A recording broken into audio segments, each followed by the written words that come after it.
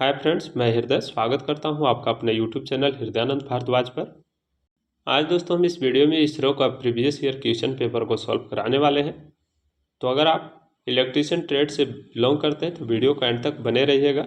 उम्मीद करता हूं कि यह वीडियो आपके लिए ही बेहद ही हेल्पफुल रहेगी। साथ ही मेरे चैनल पर पहली बार विजिट कर रहे होंगे तो इसी प्रकार का नॉलेजफुल अपडेट पाने के लिए हमारे चैनल को सब्सक्राइब करके हमसे जुड़ सकते हैं।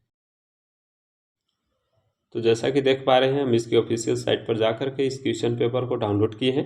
अगर आप इस पेपर को डाउनलोड करना चाहते हैं तो हमारा टेलीग्राम ग्रुप को ज्वाइन करके वहां से भी इसे डाउनलोड कर पाएंगे। इसी वीडियो का डिस्क्रिप्शन बॉक्स में उसका भी लिंक दिया हुआ है टेलीग्राम का, तो आप वहां से ज्वाइन करके इसे डाउनलोड सीधे कर पाएंगे। बात करें क्वेश्चन की, तो यह इसरो का जो क्वेश्चन पेपर है वो NRSC का है, जो कि अभी रिसेंटली में वैकेंसी भी यहाँ पर आया हुआ है, इलेक्ट्रीशियन टेक्नीशियन बी का। ठीक है, NRISC का मतलब होता है national remote sensing centre Hyderabad का यह क्वेश्चन पेपर है प्रीवियस ईयर। ठीक है, हालांकि इस बार जो आपका पेपर होंगे ऑनलाइन होंगे, पिछला बार जो पेपर हुए थे ऑफलाइन हुए थे। ठीक है, इसमें टोटल प्रश्न 80 थे, जो कि सारे क्वेश्चन जो थे ट्रेड से रिलेटेड थे। ठीक है, तो आइए देख लेते हैं क्या है इस क्वेश्चन में और किस तरह से पूछा गया था। प्रीवियस ईयर का आपको लेवल इससे पता चल जाएगा। ठीक है, वीडियो हेल्पफुल रहेगा तो जरूर लाइक कर दीजिएगा, अपने दोस्त के साथ शेयर कर दीजिएगा। तो आइए शानदार तरीका से सभी MCQ को सॉल्व करते हैं। ठीक है, क्वेश्चन नंबर 1 में देख लेते हैं क्या पूछा गया है। क्वेश्चन नंबर 1 में पूछा गया है कि 3 कैपेसिटर जो है 5, 10 और 15 फैराड के समानांतर क्रम में जुड़े हुए हैं, तो उसका प्रभावी धारिता क्या होगा, ये आपसे पूछा गया है। तो हम जानते हैं कि जो कैपेसिटर का सीरीज फार्मूला होता है 1/CT बराबर 1/C1 plus 1/C2 plus 1/C3 dot dot dot 1/CN। ठीक है, तो वो सीरीज का फार्मूला होता है। अगर आपसे पैरेलल का फार्मूला यहाँ पर पूछा है तो पैरेलल वाला में क्या करते हैं, कैपेसिटर के मान को जोड़ देते हैं, यानी कि C टोटल बराबर का हो जाएगा C1 plus C2 plus C3। ठीक है, तो ये फार्मूला का यूज़ करके तीनों मान को हम जोड़ देंगे, तो 5, 10 और 15 को जोड़िएगा तो 30 फैराड, जो कि राइट ऑप्शन डी में है। इसका राइट ऑप्शन पहला का डी के साथ चला जाएगा। यह जो फार्मूला होता है रेजिस्टेंस और इंडक्टेंस का व्युत्क्रम होता है, यानी कि जो रेजिस्टेंस का सीरीज वाला होगा यहाँ पर पैरेलल में लागू होता है, और रेजिस्टेंस का पैरेलल वाला इसमें सीरीज में लागू होता है कैपेसिटर में। तो अपोजिट फार्मूला है, आप कंफ्यूज होकर के कहीं गलत इसमें नहीं कर दीजिएगा। ठीक है, आइए देख लेते हैं क्वेश्चन नंबर 2। ठीक है, क्वेश्चन नंबर 2 में पूछा गया है, एक फुल फॉर्म आपसे पूछा गया है, XLPE का फुल फॉर्म क्या होता है।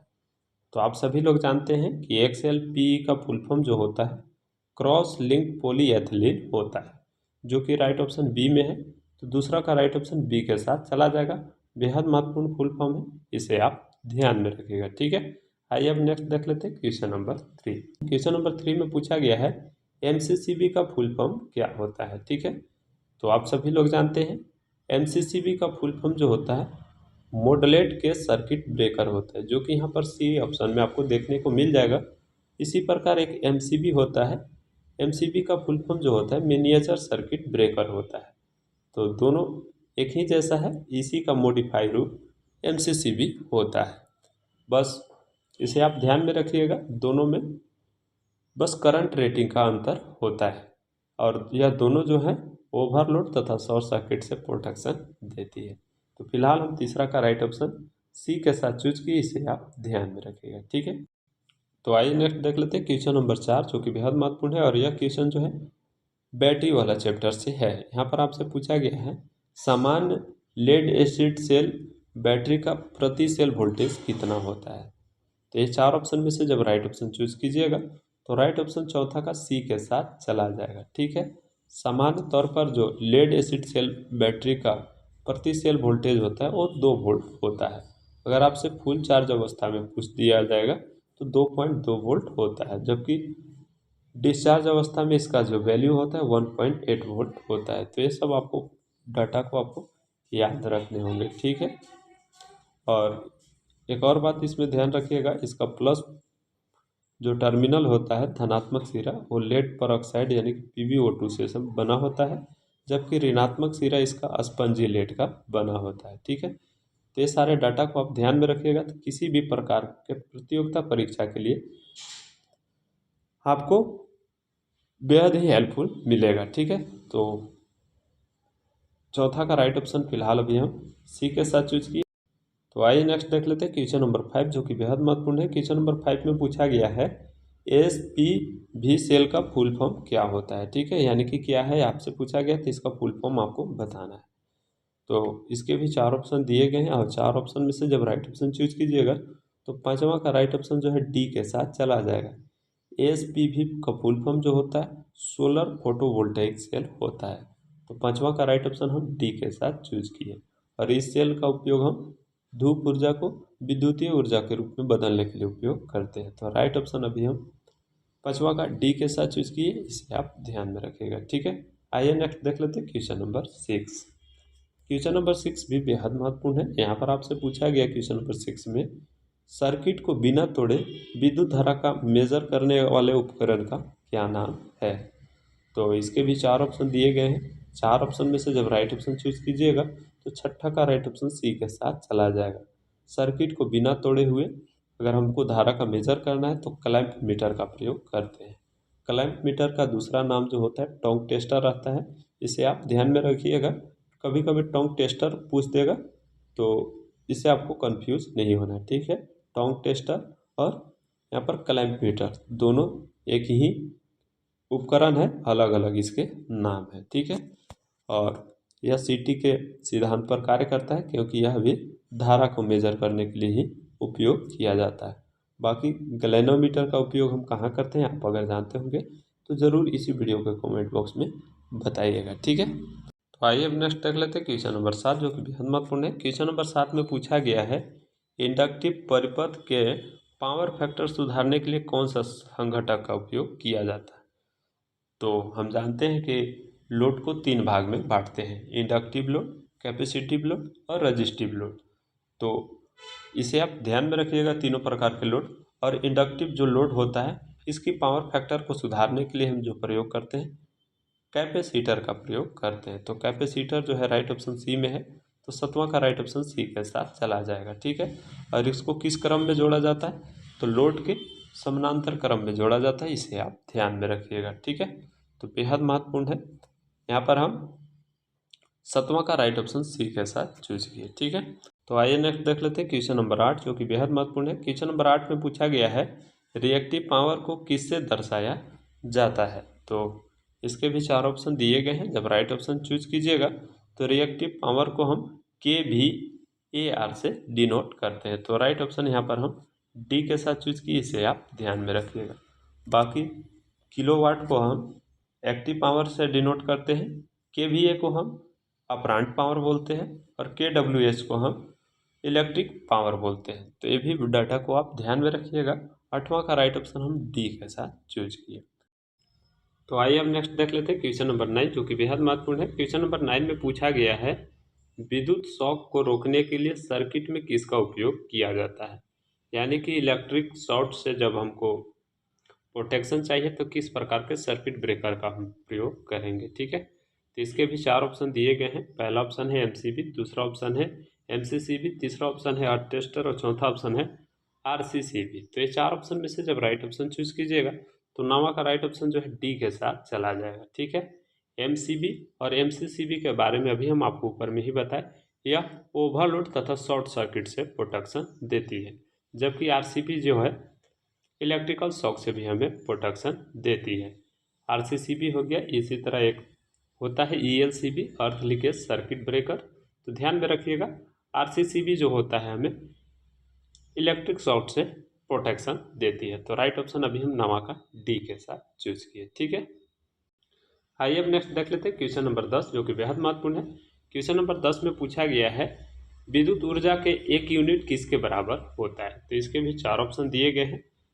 जब 4 ऑप्शन में से जब राइट ऑप्शन चूज कीजिएगा तो 10वां का राइट ऑप्शन जो है डी के साथ चला जाएगा। 1 kWh बराबर 1 यूनिट होता है। ठीक है, तो ध्यान में रखिएगा। और यहाँ पर के जो लिखते हैं छोटा लिखते हैं, डब्ल्यू जो लिखते हैं कैपिटल में लिखते हैं और एच जो लिखते हैं ये स्मॉल में लिखते हैं। तो इस रेटिंग को भी लिखते समय आप ध्यान में रखिएगा। हालांकि यहाँ पर सब के और डब्लू को समान कर दिया गया है, लेकिन ऐसा नहीं होता है। यह इसमें केवल डब्लू भर बड़ा होता है कैपिटल में, बाकी के और एच स्मॉल में होता है। तो राइट ऑप्शन हम 10वां का डी के साथ चूज किए, इसे आप ध्यान में रखिएगा, ठीक है।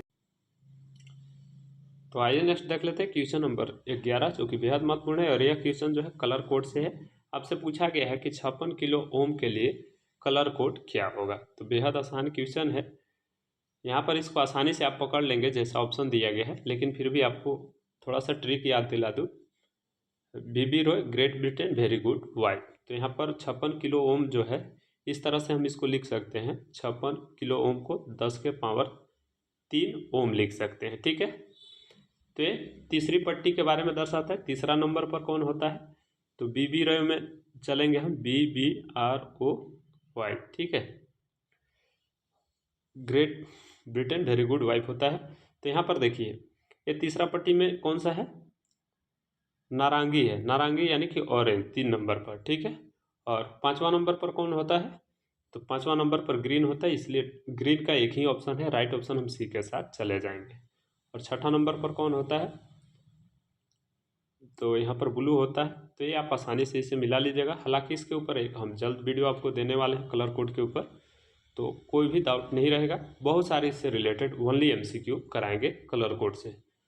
तो अभी फ़िलहाल कोई वैसा इसमें सस्पेंस वाला नहीं है, हरा का एक ही ऑप्शन है, इसलिए डायरेक्ट हम इसको सी के साथ चूज कर लेंगे, ठीक है। तो आइए नेक्स्ट देख लेते हैं क्वेश्चन नंबर 12, जो कि बेहद महत्वपूर्ण है। क्वेश्चन नंबर 12 में पूछा गया है सिलिकॉन डायोड के अग्र दिशा का वोल्टेज ड्रॉप लगभग कितना होता है, ठीक है। तो इसके भी 4 ऑप्शन दिए गए हैं। पहला ऑप्शन यहाँ पर इसका राइट ऑप्शन हो जाएगा। सिलिकॉन के लिए जो वोल्टेज ड्रॉप होता है वो 0.7 वोल्ट होता है, जबकि आपसे जर्मेनियम का पूछेगा तो जर्मेनियम का 0.1 से 0.3 वोल्ट होता है। तो ये हो जाएगा आपका जर्मेनियम का, और ये हो जाएगा सिलिकॉन का। तो ये दोनों डाटा को आपको याद रखने हैं। तो यहाँ पर अगर जर्मेनियम का पूछ देता तो राइट ऑप्शन यहाँ पर बी के साथ चले जाते हैं, लेकिन यहाँ पर सिलिकॉन का पूछा है, इसलिए यहाँ पर 0.7 राइट ऑप्शन ए वाला के साथ हम चूज किए, ठीक है।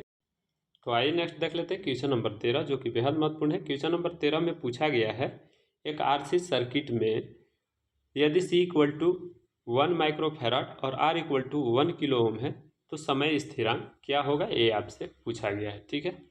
तो बेहद महत्वपूर्ण क्वेश्चन है, आइए इसको हम सॉल्व करके देखते हैं। तो एक कैपेसिटिव का टाइम जब कांस्टेंट रहता है तो उसका ज्ञात करने के लिए हम T = फार्मूला जो यूज़ करते हैं RC का यूज़ करते हैं। तो यहाँ पर R का भी वैल्यू दिया हुआ है और C का वैल्यू दिया हुआ है, इससे समय स्थिरांक आसानी से आप निकाल पाएंगे, ठीक है।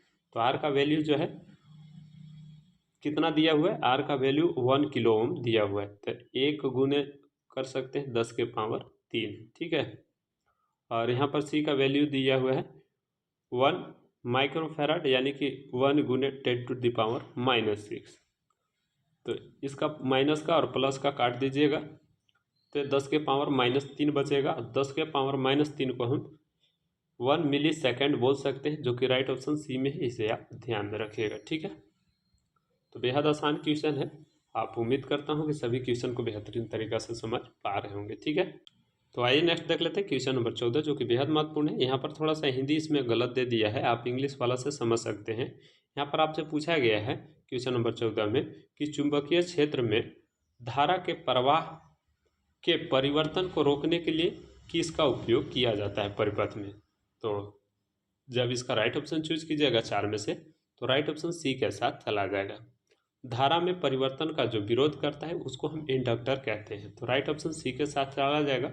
जबकि कैपेसिटर वोल्टेज में होने वाले परिवर्तन का विरोध करता है, तो वोल्टेज के लिए कैपेसिटर और धारा के लिए इंडक्टर। तो ये महत्वपूर्ण पॉइंट है, इसे आप ध्यान में रखिएगा।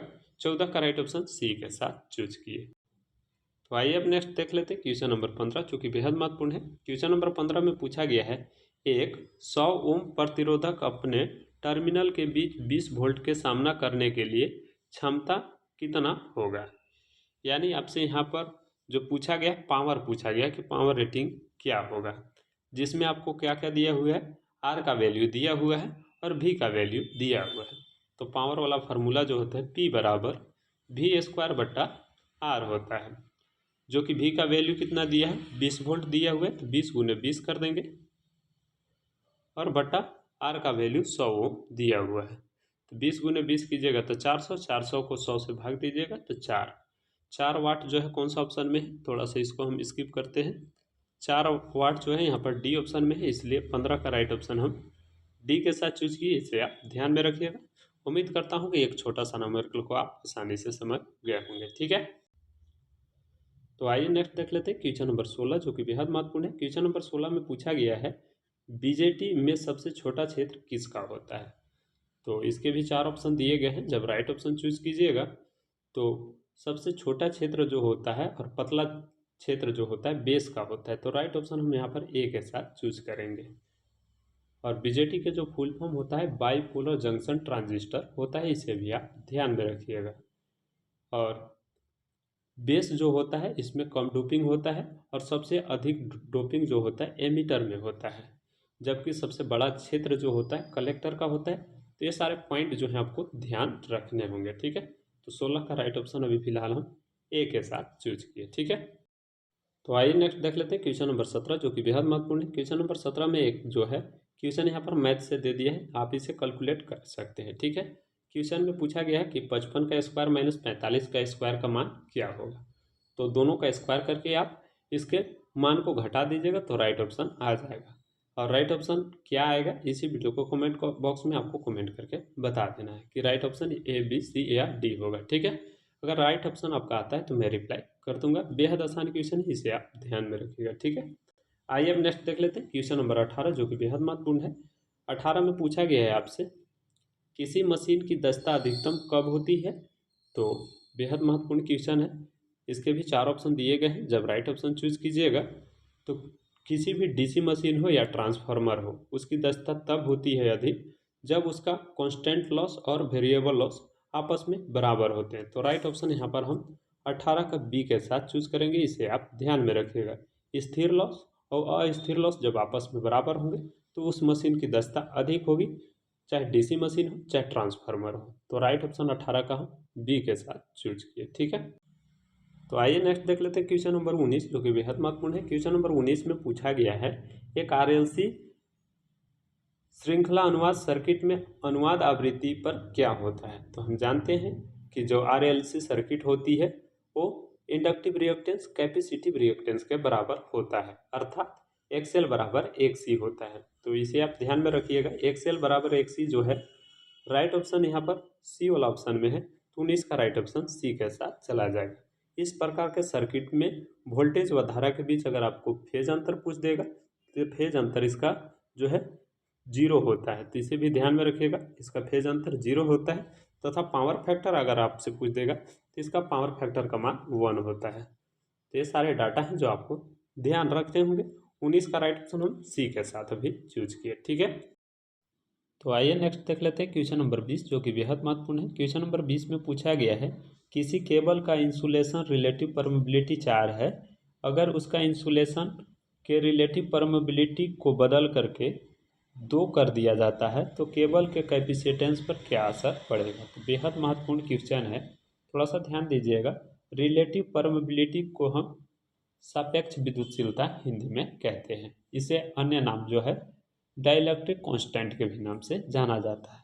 और इसके अनुसार जो होता है सी समानुपाती के होता है।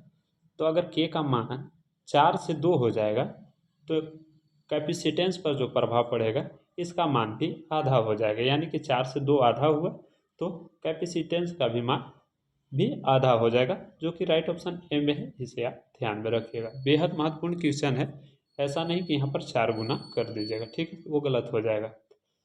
आइए अब नेक्स्ट देख लेते हैं क्वेश्चन नंबर 21, जो कि बेहद महत्वपूर्ण है। क्वेश्चन नंबर 21 में पूछा गया है कंडक्टेंस की इकाई का प्रतीक क्या होता है। तो इसके भी 4 ऑप्शन दिए गए हैं।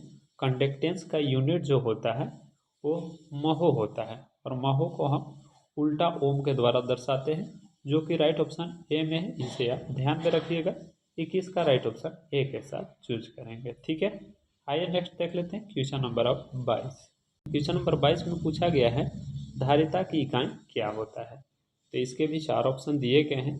धारिता की इकाई जो होता है फैराड होता है, इसे आप ध्यान में रखिएगा। राइट ऑप्शन बी के साथ चला जाएगा। बाकी इंडक्टेंस का हेनरी होता है, करंट का एम्पियर होता है, और ओम जो होता है रेजिस्टेंस का, इम्पीडेंस का, और इंडक्टिव रिएक्टेंस का, कैपेसिटिव रिएक्टेंस का, ये सभी का मात्रक ओम होता है।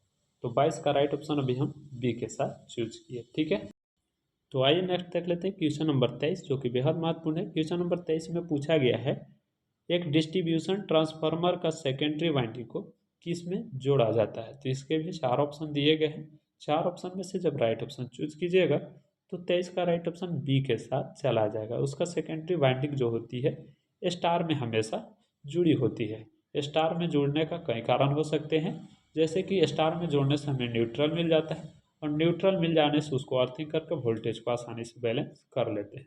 साथ ही हमें इलेक्ट्रिकल शॉक से भी प्रोटेक्शन मिल जाता है, इसलिए उसको स्टार में जोड़ा जाता है। इसे आप ध्यान में रखिएगा।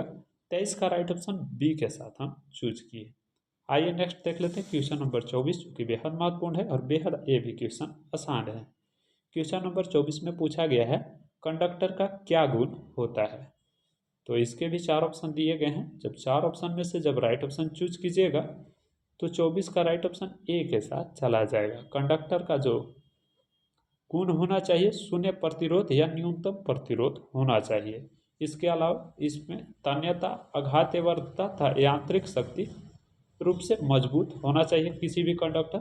तो राइट ऑप्शन अभी हम फिलहाल 24 का ए के साथ चूज किए, बाकी ऑप्शन एक गलत हो जाएंगे। ठीक है, तो उम्मीद करता हूँ कि सभी क्वेश्चन को आप बेहतरीन तरीका से समझ पा रहे होंगे।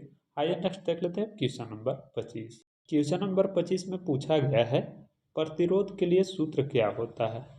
रेजिस्टेंस का फॉर्मूला आपसे पूछा गया है, तो आप सभी लोग कई बार इसके बारे में पढ़े होंगे। आर बराबर जो होता है रो इंटू एल बटा ए होता है। तो ऐसा कौन सा ऑप्शन में है, अब देख करके यहाँ पर राइट ऑप्शन बी के साथ डायरेक्ट चूज कर दीजिएगा। आप इसके बारे में ज़्यादा बताने की आपको ज़रूरत नहीं है। 25 का राइट ऑप्शन बी के साथ चला जाएगा। आइए नेक्स्ट देख लेते हैं क्वेश्चन नंबर 26, जो कि बेहद महत्वपूर्ण है, और यहाँ पर क्वेश्चन रेजिस्टेंस से पूछ दिया है। आप क्वेश्चन को जब शुरुआत कर रहे थे तो वहाँ पर कैपेसिटेंस वाला फॉर्मूला का यूज़ किए थे। ठीक है, इसीलिए बोला थे हम कि रेजिस्टेंस वाला भी याद रखिएगा। तो यहाँ पर 3 रेजिस्टेंस जो है पैरेलल में जुड़ा हुआ है, जिसका मान जो है 4, 6 और 12 ओम दिया हुआ है। तो तुल्य प्रतिरोध क्या होगा, तो यहाँ पर वही फॉर्मूला फिर लगा देंगे। 1/RT बराबर 1/R1 का मान जो है कितना है 4 ओम है। ठीक है, और R2 का वैल्यू 6 ओम है, और R3 का वैल्यू जो है 12 ओम है। इसका एलसीएम लीजिएगा तो 12 आ जाएगा, और यहाँ पर इस तरह से इसे कर दीजिएगा। 4 3 12, तो यहाँ पर 3 लिखिएगा। 6 दूना 12 तो 2 लिखेंगे, और 12 कम 12 तो 1 लिखेंगे। तो 3 2 5 और 1 6, 6/12। और इसमें जब लास्ट में मान को पलट देते हैं तो RT बराबर जो आ जाएगा 2 ओम आ जाएगा। 2 ओम जो है बी ऑप्शन में है, इसलिए इसे आप ध्यान में रखिएगा। बेहद आसान क्वेश्चन है। 26 का राइट ऑप्शन बी के साथ चला गया। तो आइए नेक्स्ट क्वेश्चन देख लेते हैं अब 27, जो कि बेहद महत्वपूर्ण है। क्वेश्चन नंबर 27 में पूछा गया है 2 बल्ब 75 वाट और 125 वाट के 2 बल्ब समानांतर क्रम में जुड़े हुए हैं। उनका पावर फैक्टर का मान 0.8 है। अगर लगातार 8 घंटा डेली जल रहे हैं तो 1 महीना में कितना ऊर्जा खपत होगा, ये आपसे पूछा गया है। तो यहाँ पर हम इस तरह से इसे सॉल्व कर सकते हैं। टोटल पावर जो हो जाएगा 75 और 125 को जोड़िएगा तो 200 वाट हो जाएगा। 200 वाट यहाँ पर लिख देंगे। डेली 8 घंटे यूज हो रहा है तो 8 से यहाँ पर मल्टीप्लाई कर देंगे। 1 महीना में पूछा गया है तो यहाँ पर बाय डिफ़ॉल्ट 30 दिन का हम ले लेते हैं। 1 महीना में बटा 1000 से हम इसे डिवाइड कर देंगे। 1 0 से 1 0 कैंसल, 1 2 0 से 1 2 0 कैंसल। 8 दूना के 16, 16 तिया 48, जो कि यहाँ पर आपका ऑप्शन में नहीं है। तो इस क्वेश्चन को अपने माध्यम से भी देख लीजिएगा। ठीक है, हो सकता है मिस प्रिंट हो गया होगा। ठीक है, तो आइए नेक्स्ट क्वेश्चन देख लेते हैं। वह 28, जो कि बेहद महत्वपूर्ण है। क्वेश्चन नंबर 28 में पूछा गया है 1 किलो कैलोरी में कितने जूल के बराबर होते हैं। तो आपको पहले 1 कैलोरी का मान पता होना चाहिए। तो 1 कैलोरी बराबर जो वैल्यू होता है, ठीक है, 1 कैलोरी का वैल्यू जो होता है 184 होता है, ठीक है। तो 1 कैलोरी में इसको 1 किलो कैलोरी के बराबर इसको करने के लिए 1000 से गुना कर देंगे तो इसका पॉइंट खत्म हो जाएगा। तो ये 4184 जो है राइट ऑप्शन सी में है, तो राइट ऑप्शन सी के साथ चला जाएगा।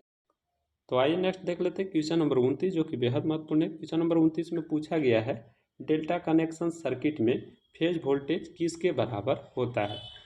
तो आप लोग जानते हैं कि कनेक्शन दो प्रकार से की जाती है, स्टार कनेक्शन और डेल्टा कनेक्शन। तो डेल्टा कनेक्शन में जो फेज वोल्टेज होती है वो लाइन वोल्टेज के बराबर होती है। तो राइट ऑप्शन यहाँ पर हम डी के साथ चूज करेंगे। अगर आपसे डेल्टा कनेक्शन में धारा का मान पूछ देगा तो याद रखिएगा डेल्टा कनेक्शन में फेज धारा जो होता है लाइन धारा के √3 गुना होता है। तो ये महत्वपूर्ण पॉइंट है। बाकी स्टार कनेक्शन का भी ध्यान रखिएगा। स्टार कनेक्शन में जो होता है लाइन धारा फेज धारा के बराबर होता है और लाइन वोल्टेज फेज वोल्टेज के √3 गुना होता है। तो ये सारे महत्वपूर्ण पॉइंट है। 29 का राइट ऑप्शन अभी हम डी के साथ चूज किए, ठीक है। आइए नेक्स्ट देख लेते हैं क्वेश्चन नंबर 30 जो कि बेहद महत्वपूर्ण है और बेहद आसान ये भी क्वेश्चन है, ठीक है। क्वेश्चन नंबर 30 में पूछा गया है जनरेटर में विद्युत की प्रवाह की दिशा को किससे परिभाषित किया जाता है। तो बेहद ये क्वेश्चन महत्वपूर्ण है। इसका राइट आंसर किसके साथ जाएगा आपको कमेंट करके इसी वीडियो में बताना है। अगर आपका राइट आंसर आता है तो मैं रिप्लाई कर दूंगा। तो इसका नेक्स्ट पार्ट हम जल्द आपको प्रोवाइड करेंगे। वीडियो अगर अच्छा लगा हुआ तो ज़रूर कमेंट करके बताइएगा, ठीक है। तो मिलते हैं फिर नेक्स्ट वीडियो में नई जानकारी के साथ। तब तक के लिए अपना ख्याल रखिए। जय हिंद।